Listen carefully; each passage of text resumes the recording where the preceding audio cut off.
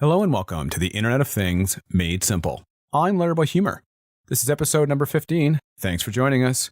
Shout out to our new listeners. As always, check out our new webpage, the Internet of Things Made Simple.com, which has some phenomenal material on IoT. And as always, I kindly ask you to subscribe to this podcast using your favorite podcast service. In this, the first of two parts, we examine all the cellular options that you may have to activate your IoT device on. In part 2 next week, we look at the non-cellular options. As you may recall, we did an episode where we listed a ton of different choices. And while the episode was well received, there were 2 pieces of feedback that I received. Despite listing 9 choices, people still asked about others, so we expanded the list to a total of 14, 7 this episode and 7 next. The other feedback that we received was I gave just enough information to be a bit of a tease. I guess it's like showing just a little shoulder, I guess. It seemed to confuse people. So in this episode, we're going to cover the 7 cellular options in more detail, outlining some good, bad, and maybe even ugly points about each, and when each may be a good choice to use and when it may not be. Finally, are you more of a visual type of person, trying to imagine things?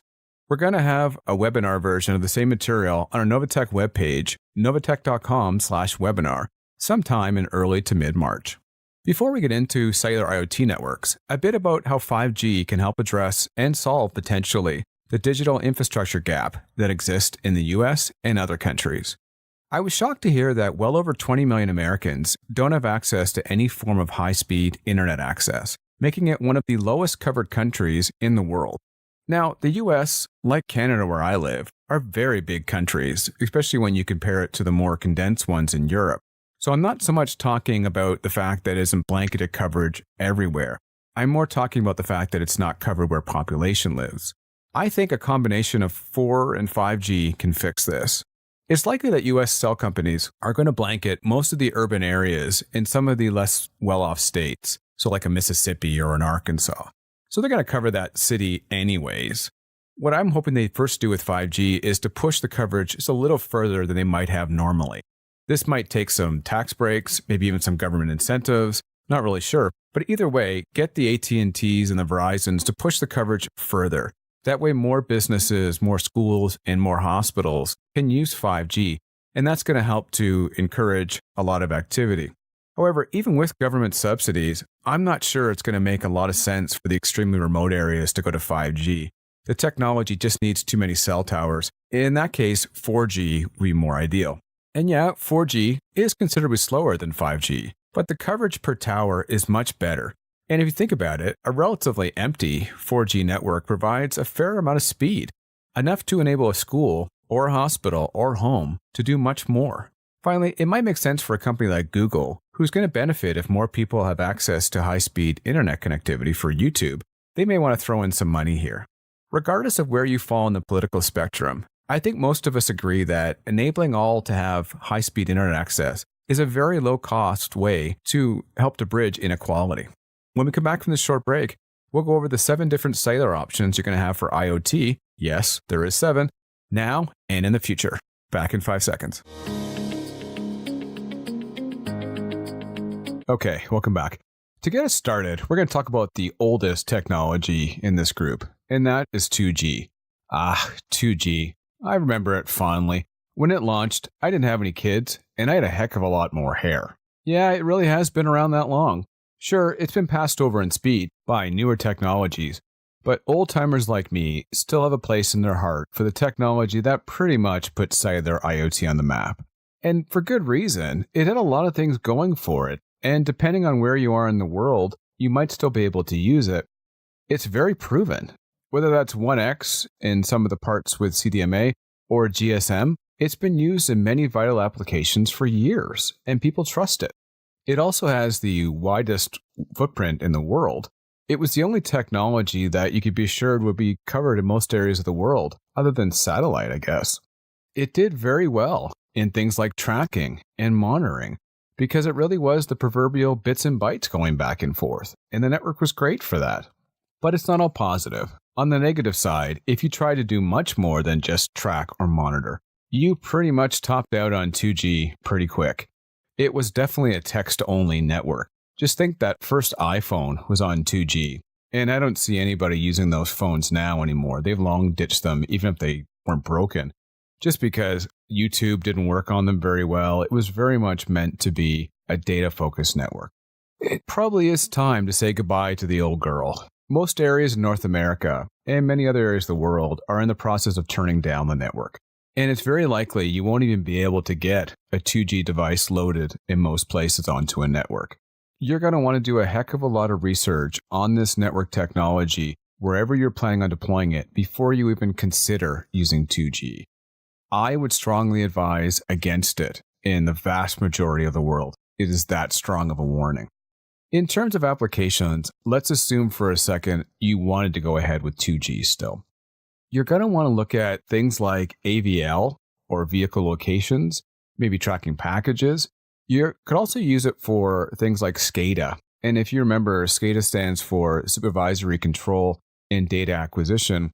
The SC part, Supervisory Control, is how you're able to manipulate objects in the field, like close a pump or open a door, lift a gate, stuff like that. The DA part is data acquisition, and that's how you're able to gather information, like how many times a door opened. So 2G, in short, I will miss you. I sold a lot of devices on your network, but it's time to move on to something a little newer. Not too much newer, but a little newer, and that's 3G. So now we're going from the very old to just kind of old. This is the first data network that finally made sense to do things like video and to transfer a large file. It offers speeds that could best be described as pretty quick. Most developed countries and many emerging countries are well covered by 3G, so it's not quite what 2G had for a footprint, but it's pretty close, so it allowed for fairly easy roaming. As a side note, 3G launched something called mobile messaging services, which was the ability to send more than just text in a message. So all those freaking times you get emojis and video clips, you can thank 3G for that. It was a network that launched that. Unlike some of the newer entrants, which we're going to cover in a little bit, 3G was first and foremost a network for smartphones and tablets. That did make it a bit of a power hog for IoT, meaning that many chose to bypass it if they didn't need the extra speed. They just stuck with 2G. And that's why 2G stuck around for so long. It was much better in terms of power consumption. However, like 2G, 3G is not that far away from being close to sunset in many areas. You might still find some carriers that will happily load a 3G device, definitely more than 2G, but again, you're going to want to do a ton of research before you venture down the path of 3G in 2019. Assuming it does make sense for you, for your application, 3G really excelled in a few areas. One example was digital signage. This application is a lot of monitoring for the most part, but when you had to do an update, it would throw down information quite quick. So that new video feed, especially after hours when the network wasn't as congested. 3G was ideal for that. We're going to talk about a network in a little bit that's probably replaced it in many parts of the world, but stay tuned for that. As well, hundreds of thousands of workers around the world still use 3G for an application called Field Force Automation, which sounds nerdy, but it's really not. It's just a combination of being able to track where you are and for you to be able to look up information like an order or a blueprint from the field. And that was very heavily used in delivery services and public safety vehicles. Finally, many people use 3G for a combination of out-of-band management and failover. In case you're wondering, what the heck, out-of-band what? A lot of people didn't like giving local access to their server. So imagine you broke into somewhere and you had a server there and you're like, I'm going to take over this entire company. And then you went to go log into it. There was no keyboard. There was no mouse. All administration was done remotely to prevent something like that from happening. Along the same lines, this allowed companies to dial in and make repairs remotely much quicker. You would often use dial-up or a POTS line for that. And what happened was 3G allowed enough bandwidth that people cut that wire and started using it for out-of-band. At the same time, it offered enough speed to provide a relatively good backup, depending on your application needs. So it gave you an access point in case your main line got cut. And so that dual work was great. So while 3G was a breakthrough in speeds on cellular networks, the next choice left it in the dust and is the current best choice for those who feel the need for speed. That network, in case you hadn't guessed, is 4G. And yeah, 2G, 3G, 4G, I do see a bit of a pattern here. Each parent that has to listen to stupid YouTube videos in the car will know that 4G is fast enough to enable real-time applications, and it's also suitable to replace landlines. And this is the reason why FaceTime unfortunately works so well. Sorry, parents. Its speed and somewhat lower latency, we're going to talk about another network next, which is upcoming, which is even more, made it optimal for things like Skype calls. It also enabled employees to pretend they were at work more than ever before. 4G was optimized for smartphones, and it helped to further drive the migration of those. But in many cases, it wasn't the best for IoT. If your application didn't need the speed, it was pretty hard to justify using it for IoT. It was a power hog, and it's overly expensive for many applications. So again, like in 3G, many customers for IoT stuck with 2 or 3G. They just didn't feel the need to go to 4G. That didn't mean, however, that there weren't some applications that excelled using 4G. Public safety always likes to have the latest and greatest speed, because if you think about it, they always need more information. They want video clips, they want other things. That extra few seconds to download might mean the difference between life and death for them. So 4G was quickly put into pretty much every public safety vehicle as soon as it was widely available. As well, 4G was optimal for many mobile office applications, but the one that I wanted to point out was mobile retail. We've spoken about this before, and that's things like food trucks that will use internet connectivity for point-of-sale devices and use the same connection for looking up possibly inventory and maybe even offering free customer Wi-Fi, all in the same box. It was great. It was also the network of choice, and still is for the most part, for most public transit and trains. This allowed them to track the location of the vehicle, but also to gather information on board and to increase their ridership by offering different Wi-Fi plans. Finally, disaster recovery teams love the combination of speed and how fast it could be set up. And they also love the fact that if 4G coverage wasn't there, it would fall back to 3G or even 2G in some cases. Although it's soon to be up by 5G, hint hint, coming up next, 4G is still the optimal choice for speed in 2019. Just listen to that podcast I did on why you shouldn't buy a 5G phone. That will tell you why. So, on to 5G. Whenever it finally does come to market in full blazing, it will definitely have a spotlight on it. Right now, it's a bit of a concept car at the auto show that everyone drools over. You know it's coming. You're just not quite sure when it's going to be here and what hiccups are going to be in the first generation. Someone who's not that technical asked me how fast it was, and I just answered, it's stupid fast. And I say that not taking the word lightly. If you think about it, its speed capability is so far beyond what most people can use. It's like buying a Ferrari that you'd only ever drive through a parking lot. You can do it, but you're going to waste your money most of the time. Even more impressive, however, than its speed is its latency, or its lack of latency. It's as close to real time as you can get on a wireless network. And we're going to cover in a second the applications that might need that, but it's pretty close to real time. Finally, every network technology has increased the capacity per airwave or per tower of the one before it. 5G is just crazy how much capacity it has. It allows enough capacity that it's going to be really tough to fill up the network in many locations. That much more. It's incredible. So who benefits from the Autobahn, or bullet train as I've called it, of networks? Autonomous cars send a ridiculous amount of data. I've put this in the book, up to 2,000 times more than the average person in a given year, which is incredible considering my kids on YouTube. They're going to benefit from not only the speed, but definitely the real-time nature of 5G. In a similar note, healthcare will benefit. Not every application in healthcare needs 5G. We're going to talk a little bit after the break about some of the more IoT focus networks. A lot of them work very well for many aspects of healthcare. 5G introduces something that comes right out of a science fiction novel, and that's real-time surgery. So, you're moving on one hand, your hand across here, and 1,000 miles away, the robot moves its arm. I'm not saying it's going to happen right away, but 5G has the basis that probably could make it happen. People have been cutting one wire in their house for a long time. They've been cutting their cable line. If wireless cellular providers have their way, you'll also be cutting the other line into your house, and that's your main wired internet connection. It's expected that millions of consumers and businesses will move towards 5G. Just not yet. Don't do it in 2019. Finally, imagine what you can do with 5G in terms of entertainment.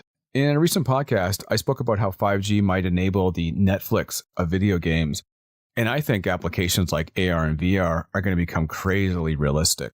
I look forward to where 5G can be used for that. That's a great application for 5G. So is 5G for everyone? No, it's not. If you don't feel the need for the incredible speed or lower latency, that higher price tag, which is multiple times more than any other technology for components, is really tough to justify. As well, if you think of sports cars, you think of those being fast and sexy, but fuel efficient doesn't usually come to mind. This is the sports car of the network world. It's not optimal for battery and lower power applications. And finally, I can't say this enough, most areas will see little coverage in 2019, even some into 2020. So don't be in a rush to make the move towards 5G. But if you're planning for the mid to long term, it's kind of going to be in your radar.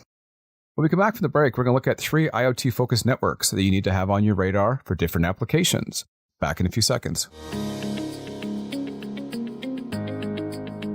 Okay, welcome back. So Cat 1 is probably the least known network among this group of 7 that I'm speaking about, and that's really a shame. It's the first network that I remember that didn't have a corresponding area for smartphones. So, when 2G, 3G, 4G came out, it was smartphones first and then IoT next. Cat 1 was the first IoT focused network. It's a very capable IoT network, but its status as the Goldilocks of the group really hurts its appeal. It's the lowest cost network that I know of that supports voice-based traffic. For anybody under 30, voice is when you communicate with people using your voice as opposed to text message or Instagram.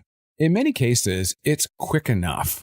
You're not going to want to sit there and download a 4K video. That's not what it's meant for. But it's good enough for steady traffic, and it can handle the odd big data load if you have one. Depending on where you live, it's very likely there's strong Cat 1 coverage, so deployments should be kind of easy. In terms of battery life, it's more efficient than legacy networks, especially 4G and 3G, and it's often used in mobile applications. If you're currently using 3G devices, this is your most logical move, not Cat-M, depending on what you're doing, and I'll talk about Cat-M in a bit. So why isn't it more popular? I really don't know. As mentioned, it does win the Goldilocks award. It's not too fast, it's not too slow, the battery consumption is not too high, not too low. The latency is a bit high, but not as bad as others. Most people want one of the extremes. They want that softer or harder bed, I guess. They don't want the one in the middle. Most people will opt for a speedster network. Oh, I have the need for speed. I got to use 4G. Or they'll be the exact opposite. I need the Prius of networks. Power consumption is everything. I need Cat-M. As I mentioned, it was the first data network that didn't have a corresponding smartphone, so there aren't as many devices for it, which also hurts it as well. 4G, there's no shortage of devices, tablets, and everything else. And Cat-M is definitely the big push. You're going to see all kinds of tracking devices. Cat 1 kind of sits in the middle. And it's a shame because, as I mentioned, there's some great applications for Cat 1. Any voice-based mobile traffic application. So think of a panic alarm or an alarm panel. Yes, you want to have data monitored from it. And the same might go, by the way, for a wearable for your parents. You're going to want to have some data, but it's nice to have that voice communication for assurances as well. Applications like mobile healthcare monitoring are great for this. So think of a machine that might be put in by a nurse into somebody's home where they're on the fence of being in the hospital or not. Cat 1 is great because it allows for quick updates to be done to the device, but it's low bandwidth enough to be able to gather bits and bytes of data. And for the same reason, unlike 3G, which was the optimal network for digital signage, ATMs, and kiosks, I think Cat 1 is a much better choice. Time will tell if Cat 1 ever truly takes off.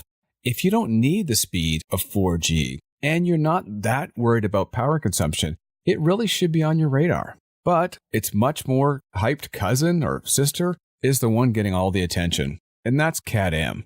It has some pretty big expectations, and rightly so. It's a pretty good network. Don't get me wrong.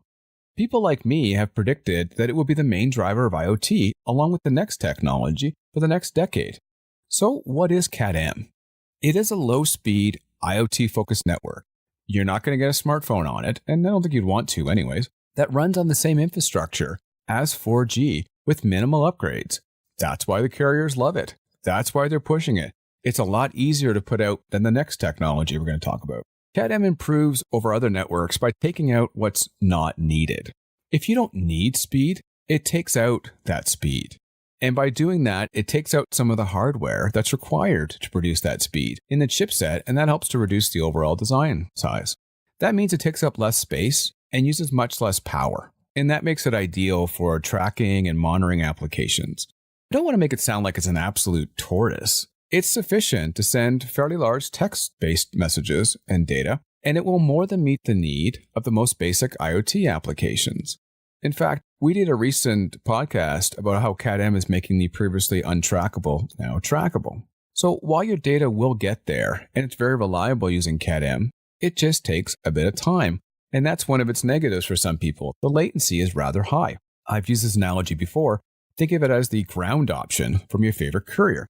Latency is one where people freak out when they hear it's higher latency. And then you ask them, why are you so concerned about it? And when you break it down, their concern is not warranted.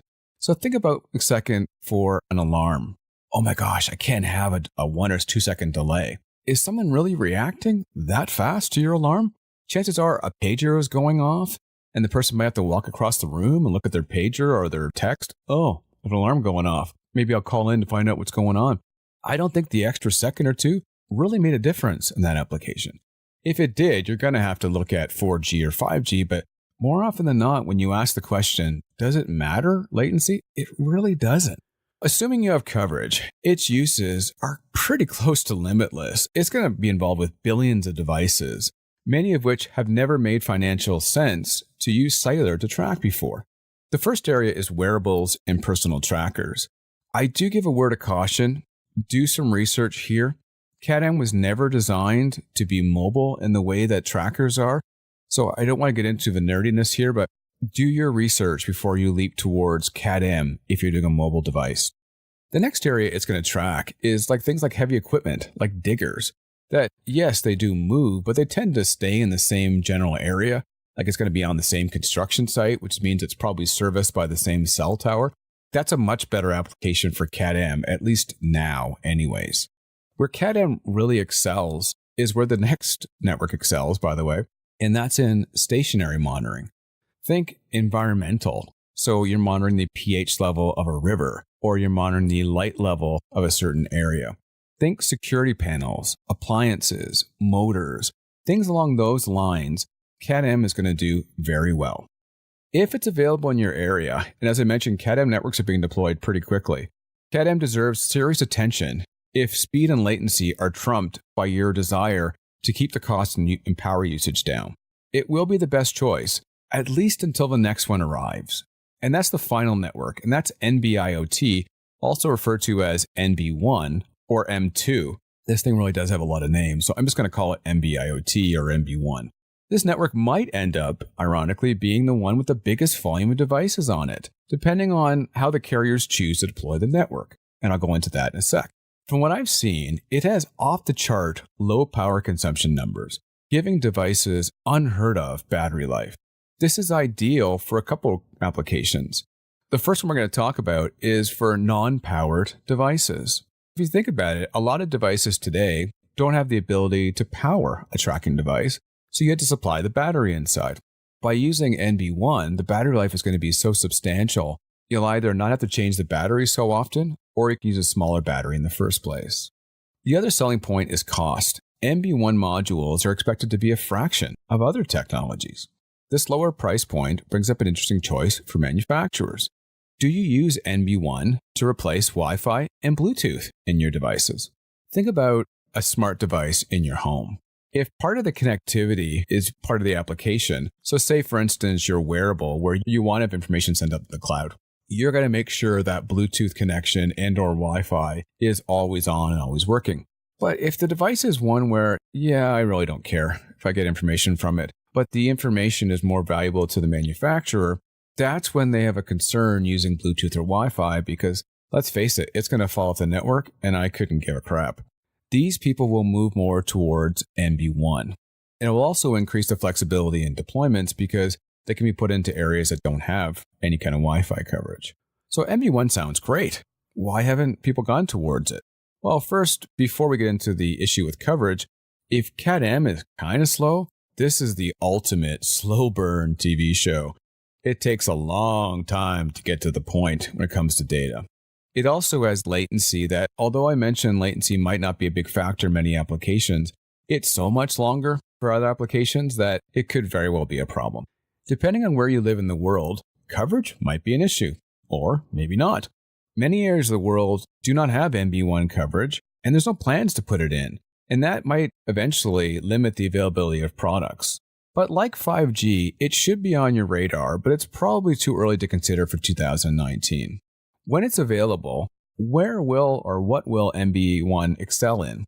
It is a fixed-only technology, so no mobile applications here.